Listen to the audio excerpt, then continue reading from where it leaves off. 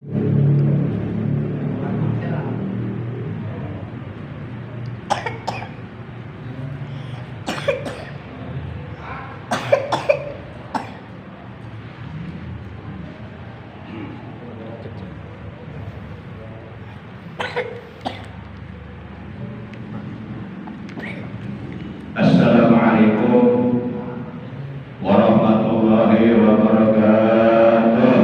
Waalaikumsalam warahmatullahi wabarakatuh. Innal hamdalillah asyhadu an la ilaha illallah wa asyhadu anna Muhammadan abduhu wa rasuluh. Allahumma shalli wa sallim wa barik ala Rasulillah Sayyidina Muhammad ibn Abdillah wa ala alihi wa sahbihi wa man wala amma ba'd. Ma'asyiral muslimin, segenap jamaah pengajian rutin malam Senin pada maghrib Masjid Jami Al-Amin Kampung Cibeduk RT 04/02 Cibaru Sanjaya. Rahimakumullah wa hadakumullah. Segala puji bagi Allah, baik puji qadim ala qadim, kudus ala qadim, qadim ala kudus, kudus ala kudus, kullu hatillah, seluruhnya adalah milik Allah. Salawat dan salam semoga tetap dilimpahkan selalu atas manusia yang paling mulia di seantero dunia, karena beliau dimuliakan oleh Allah yang maha mulia. Manusia yang paling agung di sealam jagat raya, karena beliau diagungkan oleh Allah yang maha agung. Paling tinggi derajatnya di antara seluruh makhluk yang Allah ciptakan, karena beliau ditinggikan derajatnya oleh Allah yang maha tinggi. Manusia yang paling amat dicintai oleh Allah, kecintaan Allah kepadanya melebihi kecintaan Allah kepada seluruh para nabi yang lainnya.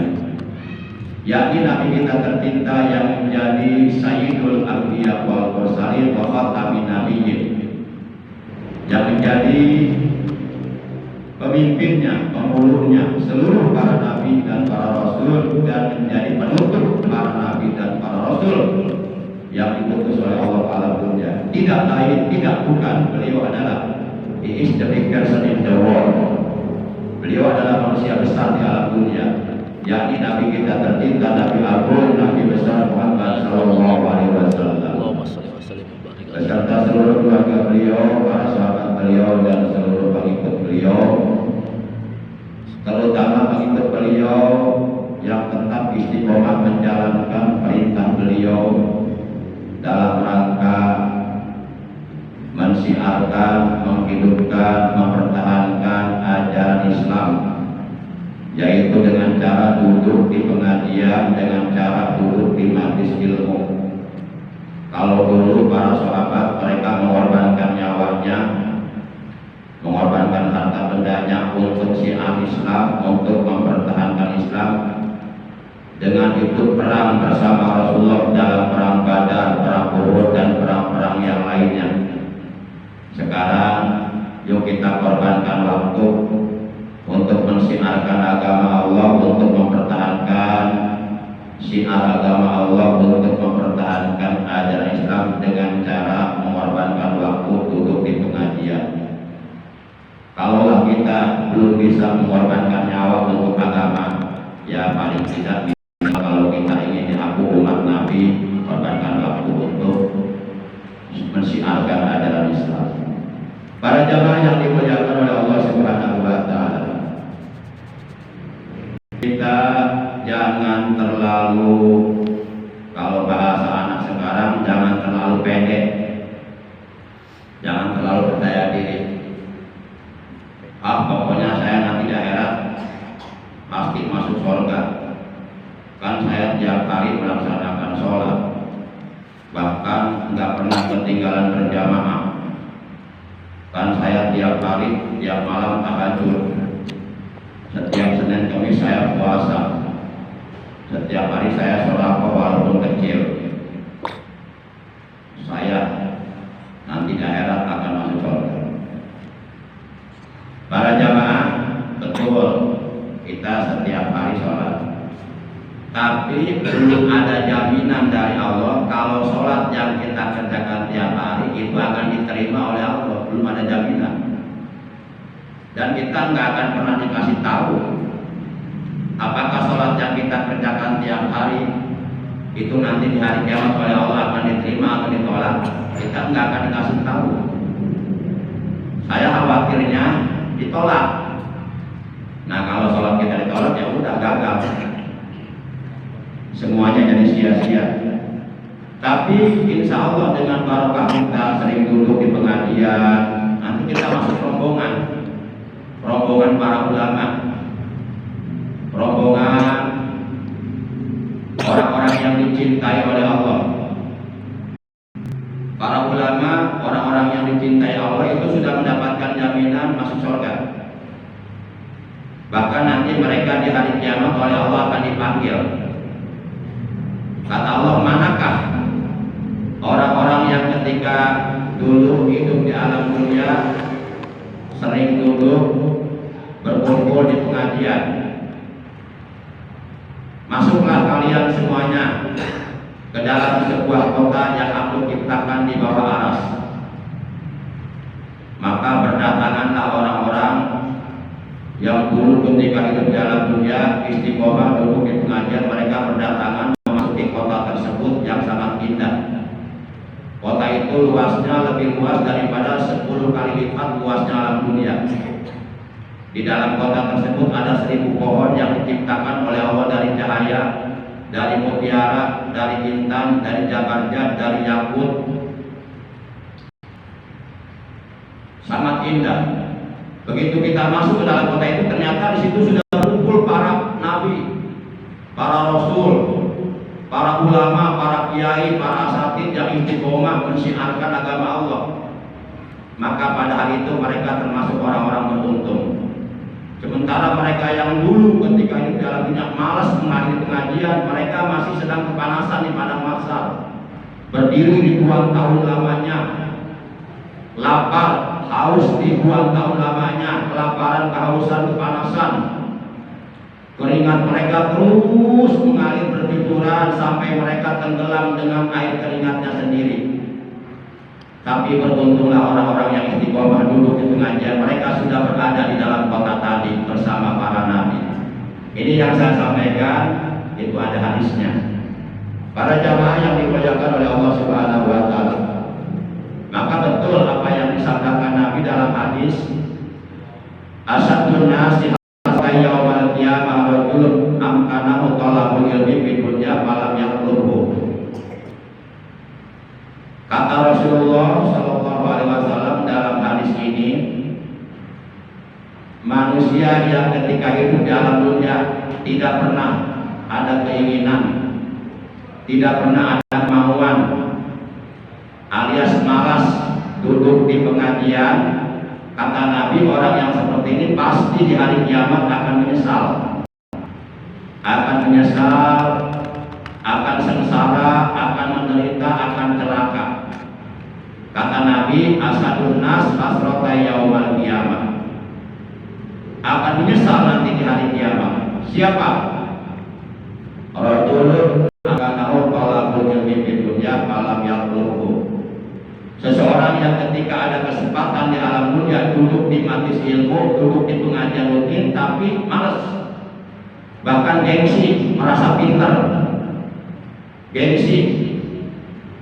Nah, orang seperti ini pasti bakal menyesal, kata Nabi. Kalau tidak percaya nanti buktikan di hari kiamat. Rasulullah nggak mungkin bohong sabda-sabda beliau. Rasulullah itu orangnya jujur, nggak pernah berbohong. Beda dengan kita bohong nggak kehitung. Para jamaah yang dimuliakan oleh Allah Subhanahu wa taala. Makanya ada syair yang mengatakan begini, sungguh akan menyesal di hari kiamat nanti, ada kesempatan tidak mau hadir ngaji. Ya kalau ilmunya sudah ada, sudah bisa ngajar, sudah punya santri, sudah banyak jamaahnya, nggak apa-apa, nggak ngaji juga lah, karena sudah berilmu. Ini mah sholat aja masih banyak salahnya, tapi nggak mau ngaji. Baca Quran aja masih belepotan, yang panjang dipendekkan, yang pendek dipanjangkan, tapi sombong nggak mau ngaji. Orang seperti ini kata Nabi orang takabur, orang sombong, haram masuk surga. Sombong akan menyesal di hari kiamat nanti. Ada kesempatan tidak mau hadir ngaji, dia akan celaka, di akhirat akan sengsara, hidupnya menderita, dibakar api neraka. Para jamaah, mari kita buka talim kita malam ini dengan pembacaan surah Al-Fatihah dan dengan pembacaan sholawat yang pahalanya, semoga pahala dari bacaan Fatihah dan sholawat yang akan kita baca disampaikan oleh Allah kepada seluruh jamaah yang hadir duduk di dalam masjid menghadiri pengajian. Kita doakan seluruh ahli kubur keluarga kita yang saat ini masih berada di alam kubur, baik itu para sesepuh kita, orang tua kita, paman bibi kita, kakak adik kita, anak-anak kita, cucu-cucu kita, saudara kita. Semoga selama berada di alam kubur sampai datangnya hari kiamat, mereka selalu berada dalam curahan limpahan rahmat kasih sayang Allah, diterangkan, dilapangkan, diluaskan alam kuburnya, dijadikan rawdah yaumil jinan, taman daripada taman-taman surga. Kita hadiahkan pahala Fatihah dan salat untuk seluruh jamaah yang duduk di dalam masjid menghadiri pengajian. Betilkan ya Fatihah. A'udzu billahi minasyaitonir rajim. Bismillahirrahmanirrahim. Alhamdulillahi rabbil alamin. Ar-Rahmanir Rahim. Maliki yaumiddin. Iyyaka na'budu wa iyyaka nasta'in. Ihdinas siratal mustaqim. Siratal ladzina an'amta 'alaihim ghairil maghdubi 'alaihim waladdallin. Rabbi ighfir lana wa liwalidayna. Amin. Allahumma shalli wa sallim ala sayyidina Muhammadin asyafi'i yawmal hisab. Salatan tasulu biha habib rizqi wa ma'ahu minal iyali wal ikhwani wal ashab wa ala alihi wa sahbihi ulil albab. darah daging habaib, darah dagingnya Nabi dan ulama itu pewaris juga kekasih Nabi, dan ulama itu pewaris juga kekasih Nabi. Allahumma salli wa sallim ala Sayyidina Muhammadin asafi yaumal hisab. Satantan suruh biha Habib Muhammad Sihab wa ma'ahu minal iyali wal ikhwani wal ashab wa ala alihi wa sahbihi ulil albab. Darah Daging habaib, darah dagingnya Nabi, dan ulama itu pewaris juga kekasih Nabi, dan ulama itu pewaris juga kekasih Nabi. Kami siap mati barang yang menyakiti. Kami siap mati barang yang menyakiti habaib dan ulama kasih Nabi. Para habaib dan ulama itu kami. Allahumma sholli salim ala Sayyidina Muhammadin ashafi yaumal hisab salatan tansuru biha habib ridhi samir sallahu minal iyali wal ikhwani wal ashab wa ala alihi wa sahbihi lil albab. Wahai musuh-musuhku, sahid aku rindu dengan membela habaib dan ulama panutan kami. Dengan membela habaib dan ulama panutan kami. Kami siap perang membela habaib kami. Kami siap mati membela ulama kami. Mati syahid adalah cita-cita kami. Ridha Allah adalah tujuan kami.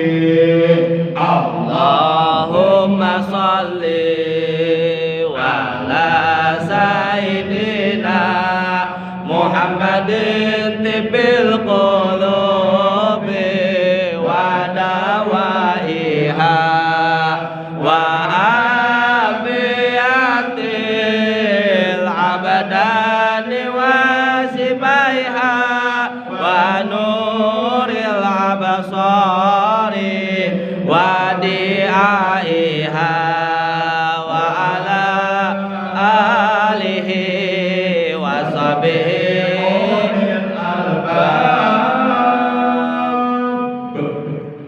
Allahumma sholli wa sallim wa barik alaihi wa ala alihi wa sahbihi. Ma'asyiral muslimin rahimakumullah wa hadakumullah. Apabila kita melakukan sholat, kemudian pada waktu kita melakukan takbiratul ihram tidak memenuhi syarat-syarat takbiratul ihram, maka secara hukum dapat dipastikan bahwa takbiratul ihram yang kita lakukan di dalam sholat kita, baik sholatnya itu sholat sunnah, terlebih-lebih sholat fardu, maka takbiratul ihramnya menjadi tidak sah. Kenapa? Karena ketika melakukan takbiratul ihram tidak memenuhi syarat-syaratnya, di mana syarat-syarat melakukan takbiratul ihram itu ada 16. Dari nomor 1 sampai nomor 16 setiap orang yang mengerjakan sholat wajib tahu. Ini masih banyak saudara kita sholatnya rajin tapi belum tahu yang 16 perkara yang menjadi syarat-syarat takbiratul ihram. Berarti kalau begitu sholatnya tidak didasari ilmu. Coba kalau saya boleh nanya nih, kan syarat-syarat takbiratul ihram menurut menurut para ulama di dalam kitab-kitab ini jumlahnya ada 16. Coba kira-kira siapa yang sanggup menyebutkan dari nomor 1 sampai nomor 16? Kalau ada yang sanggup maju ke depan, saya kasih hadiah. Ada yang sanggup enggak? Pasti enggak ada yang sanggup. Kenapa? Karena enggak hafal. Pasti enggak hafal. Kalau hafal maju ke depan. Nah berarti selama ini kita setiap melakukan takbiratul ihram di dalam sholat kita itu tidak didasari ilmu. Buktinya mana? Buktinya nggak ada yang sanggup ke depan untuk menerangkan 16 syarat takbiratul ihram. Ini yang 16 perkara yang menjadi syarat takbiratul ihram supaya takbiratul ihram yang kita kerjakan di dalam sholat itu kalau saya bahas sekarang 16 sebanyak 16 itu nggak cukup waktunya. Saya butuh waktu 2 jam, nggak cukup. Tapi kita bahas ya minimal kita bahas 1 lah, lumayan paham 1 juga lah, nambah ilmu. Kalau orang hidupnya nambah ilmu agama itu ciri hidupnya berkah. Sebab Rasulullah pernah mengatakan begini, kalau aku hidup di suatu hari di mana pada hari itu ilmuku tidak bertambah barang sedikit pun, tidak bertambah barang sedikit pun ilmu pengetahuan agamaku, kata Nabi apa? Bala burikali fi dalikal yaum. Maka hidupku di hari itu tidak diberkahi oleh Allah. Jadi tandanya orang yang hidupnya akan berkah, ilmunya bertambah, bukan bertambah harta. Harta bukan patokan. Kan kadang-kadang ada orang ini, alhamdulillah saya hidup berkah. Tuh lihat sawah saya di mana-mana, di tiap kampung, di tiap desa, di tiap desa, di tiap kota, di tiap daerah, sawah saya ada. Kontrakan saya banyak di mana-mana, perusahaan saya banyak di mana-mana, uang banyak, mobil banyak, rumah mewah bertingkat, istri 4. Alhamdulillah, saya berkah walaupun saya enggak sholat, walaupun saya enggak ngaji. Itu bukan berkah, itu ajab. Awas jangan sampai salah mengartikan barokah, awas. Kalau ada orang dunianya dikasih syukur oleh Allah, tapi jauh dari ibadah kepada Allah, jauh dari ngaji, jauh dari ulama, jauh dari kiai, jauh dari masjid, meninggalkan ibadah, tapi hidupnya subur, hartanya berlimpah ruah, brok dipantong, brok diduru, ngalayah terima sesuhan, luar biasa kaya, ya, kaya, tapi jauh dari agama, itu bukan barokah. Awas hati-hati. Itu namanya kalau menurut para ulama ahli tasawuf itu namanya istidraj. Istidraj itu oleh Allah dikasih, tapi nanti di akhirat siksaannya itu enggak kepala, siksaannya berat. Kalau bahasa Sunda istidraj itu disungkun lah, dipasihan tapi diancam ku siksa. Dalam bahasa orang tak lebok usia lebok ya, lebok tak lebok punja, cina puas. Tapi engke di akhirat siap kalau di sisa kuain Allah. Eta istidraj. Makanya kita nggak usah tergiur melihat orang nggak pernah ibadah tapi kaya. Awas jangan tergiur. Jangan tergiur. Kadang-kadang kita suka ngomong begitu. Iya ya, si anu mah nggak pernah sholat, nggak pernah, tapi kaya subur hartanya. Nah hari aing gak kayak sholat tapi malah kena waenya. Apa urun aing sholat ya? Nah, awas hati-hati ulang ngomong gitu bahaya. Orang beriman omongannya jangan begitu. Kita jangan tergiur dengan orang-orang kafir, tinggali orang-orang kafir baru har. Siapa yang punya PT-PT di kawasan Egypt, kawasan Delta Mas, kawasan Hyundai, itu orang kafir semua, orang Korea, orang Jepang kaya-kaya. Tapi mereka kafir, jangankan ibadah, mereka kafir. Itu namanya istidraj, oleh Allah disungkun, dikasih, tapi nanti di akhirat mereka dibakar di neraka selama-lamanya. Awas jangan mau seperti itu namanya istidraj. Kita jangan tergiur dengan orang-orang yang kaya tapi nggak ibadah. Orang-orang kaya nggak ibadah itu kecil, nggak ada apa-apanya, kecil banget nggak ada apa-apanya. Kita jangan serap, ulah serap dengan cuma bukan tanah ibadah, kecil nggak ada apa-apanya. Para jamaah yang dimuliakan oleh Allah Subhanahu wa taala. Baik. Nah, kita bahas. Nggak usah semuanya, karena kalau semuanya itu ada 16. Nggak cukup waktunya. Kita bahas satu atau dua lah.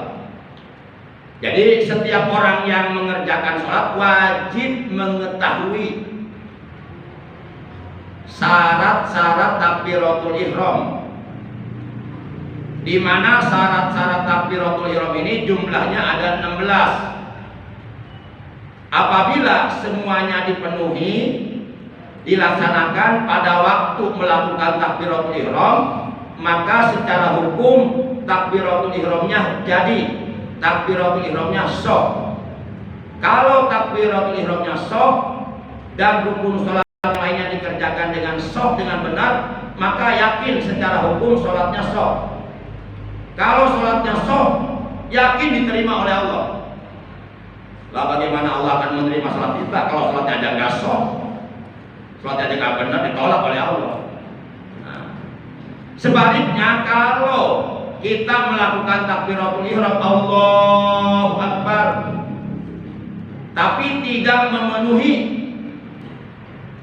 16 persyaratan takbiratul ihram, maka secara hukum dapat dipastikan takbiratul ihram yang kita lakukan enggak jadi, enggak sah. Kalau takbiratul ihramnya tidak sah, maka secara otomatis oleh hukum dinilai sholatnya tidak sah. Kenapa demikian?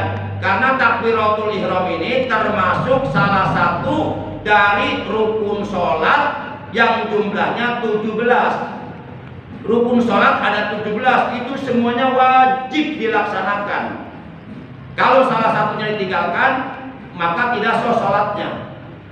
Nah, rukun sholat yang kedua takbiratul ihram. Kalau takbiratul ihramnya memenuhi syarat, sah, insya Allah sholatnya sah. Tapi kalau takbiratul ihramnya saja, baru saja takbiratul ihram udah enggak sah, maka kesananya udah enggak benar.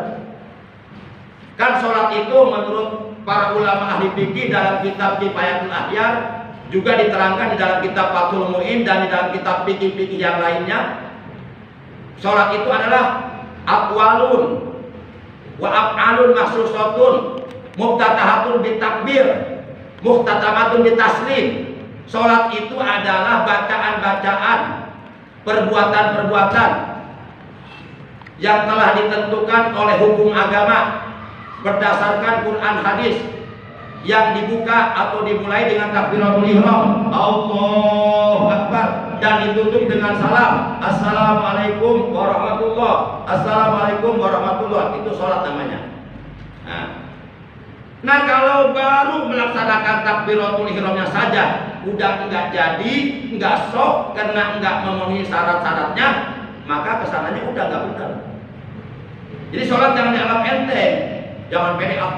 Yang penting kan saya sholat, saya bakal ke surga. Jangan terlalu pede lah, sombong, jangan sombong. Para jamaah yang dimuliakan oleh Allah Subhanahu wa taala. Nah, di antara 16 perkara yang menjadi syarat-syarat sahnya melakukan takbiratul ihram, saya ambil yang ke-12 aja, yang banyak dilakukan di masjid ini. Ternyata enggak sesuai dengan ilmunya. Saya kalau mau koreksi sholat bapak-bapak saya bisa, tapi koreksi berdasarkan ilmu, bukan berdasarkan akal, bukan. Yang pertama saya koreksi bacaannya, saya simak bacaannya benar, pasti banyak salahnya. Karena saya paham tadbir, saya paham hukum tadbir. Para jamaah yang dimuliakan oleh Allah Subhanahu wa taala. Nah, kita ambil dari 16 persyaratan takbiratul ihram, kita ambil poin nomor ke-12 aja. Karena ini yang ke-12 banyak dilanggar. Apa itu? Syarat melakukan takbiratul ihram yang ke-12 menurut para ulama ahli fikih adalah wa ayyusmi'a nafsahu jami'a hurufiha. Apa itu artinya? Yuk kita logat dulu. Wa ayyusmi'a lan yenta ngarunguaken ya si wong nafsahu ing awake si wong jami'a hurufiha ing sakabehe pira-pira huruf kang tetep ing dalam takbiratul ihram. Itu bahasa Jawa. Karena saya dulu mondok pakai logat Jawa. Jadi saya bisa mengartikan kitab dengan logat Jawa. Insya Allah. Bahkan saya setiap habis subuh ngajar gurunya ilmu alat itu pakai logat Jawa. Alhamdulillah sudah jauh pengajiannya, sudah bab marfu'atil asma. Baik. Maksudnya ketika kita melakukan takbiratul ihram itu wajib hukumnya. Wajib ucapan takbiratul ihram, yakni ucapan Allahu Akbar, itu wajib terdengar oleh diri kita sendiri. Kalau jadi imam, terdengar oleh para makmum. Kalau kita sholatnya munfarid sendirian, wajib terdengar oleh diri kita sendiri. Seluruh huruf yang ada dalam takbiratul ihram wajib terdengar oleh diri kita sendiri. Ada berapa jumlah huruf yang ada dalam takbiratul ihram? Ada 8. Pertama huruf hamzah, kedua lam, ketiga lam, keempat ha, kelima hamzah, keenam kaf, ketujuh ba, kedelapan ro. Dibaca Allahu Akbar. 8 Allah jumlah hurufnya 4, 8 Akbar jumlah hurufnya 4. Allahu Akbar, ucapan Allahu Akbar itu namanya takbiratul ihram. Nah itu huruf-hurufnya yang 8 huruf, dari mulai huruf hamzah pada 8 Allah sampai huruf ro pada 8 Akbar, itu semua huruf-hurufnya satu persatunya wajib terdengar oleh telinga kita sendiri ketika kita melakukan takbiratul ihram di dalam sholat. Walaupun sholatnya sendirian, jangan begini, jangan nggak terdengar sama di sendiri, nggak sah takbiratul ihramnya. Misal begini, nggak kedengaran, nggak jadi takbiratul ihramnya. Kalau takbiratul ihramnya nggak jadi, sholatnya diteruskan percuma, nggak jadi sholatnya, karena takbiratul ihram aja udah nggak bener. Kan banyak yang takbiratul ihram nggak kedengaran sama dirinya sendiri, itu nggak sah. Enggak memenuhi syarat takbiratul ihram yang ke-12. Wa ayyumi'a nafsahu jami'a hurufiha. Wajib melakukan takbiratul ihram di dalam sholat, baik sholat sunnah apalagi sholat wajib. Wajib seluruh huruf-hurufnya yang berjumlah 8 huruf wajib terdengar oleh dirinya sendiri, oleh telinganya sendiri. Kalau tidak terdengar, takbiratul ihramnya enggak sah.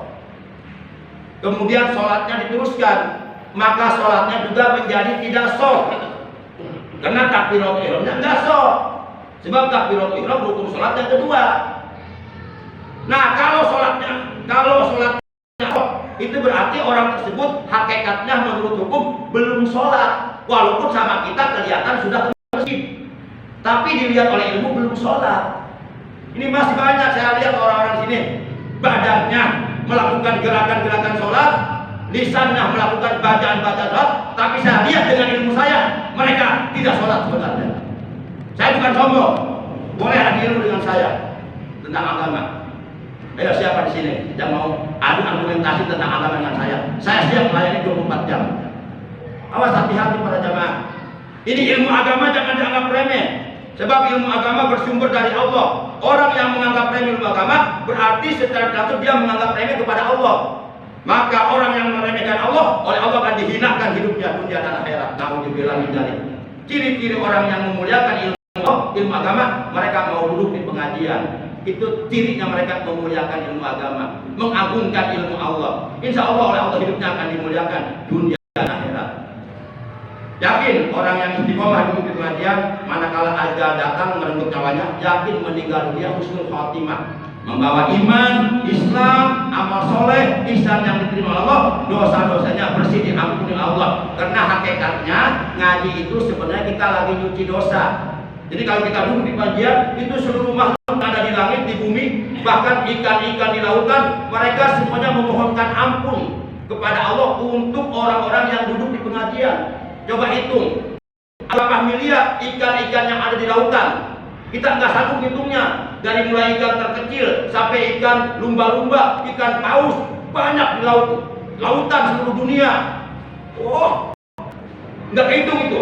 Itu seluruh ikan beristighfar, memohonkan ampun kepada Allah untuk jamaah alamin yang setiap malam Senin duduk di pengajian rutin di dalam masjid, karena Allah mensiarkan Allah di diampuni dosa kita. Makanya yakin seperti Mas Komo tuh, yakin husnul khotimah. Karena selalu saya lihat dia duduk selalu di situ ngaji tuh, berbalang panto. Nah sekarang udah kelihatan.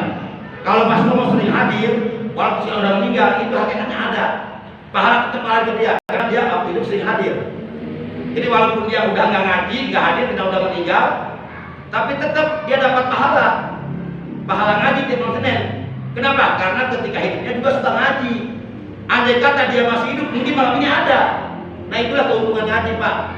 Makanya rugi yang nggak mengaji. Lihat aja nanti. Demikian oleh karena sudah masuk waktu isya, kurang lebihnya saya maaf. Terima kasih para jamaah yang mulia. Akhirnya mari kita tutup pengajian kita malam ini dengan ucapan hamdalah. Alhamdulillahirabbil alamin. Subhanakallahumma wa bihamdika asyhadu an la